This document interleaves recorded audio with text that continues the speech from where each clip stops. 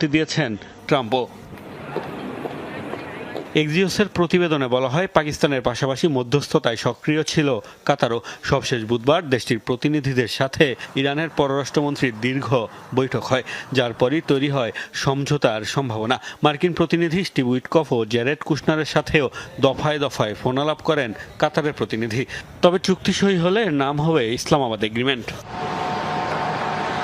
এদিকে সৌদি ভিত্তিক সংবাদ মাধ্যম আল আরাবিয়া জানিয়েছে, যুদ্ধবিরতি কার্যকরের পর লেবাননে স্থায়ী শান্তি ও আঞ্চলিক নিরাপত্তা ইস্যুতে আলোচনা চালিয়ে যাবে উভয় পক্ষ। পাশাপাশি চলমান সংঘাতের স্থায়ী রাজনৈতিক সমাধান ও আন্তর্জাতিক সমুদ্র সীমার নিরাপত্তা নিশ্চিতেও অংশীদারদের সাথে করা হবে সমন্বয়। মোস্তফা মাহমুদ, যমুনা নিউজ।